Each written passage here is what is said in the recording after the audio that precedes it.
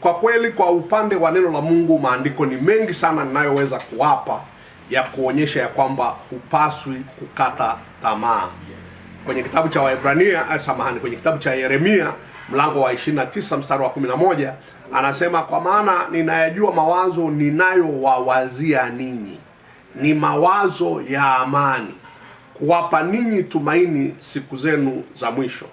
Mstari unaofuata 12 anasema, nanyi mtakwenda kunitafuta, nanyi mtaniona mtakaponitafuta kwa moyo wenu wote. Kwa hiyo Mungu ana mawazo mazuri na wanandoa.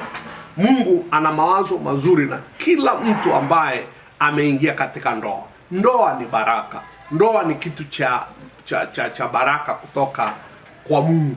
Kwa hiyo lipo tumaini. Hana alimlilia Mungu, ni mfano mzuri sana.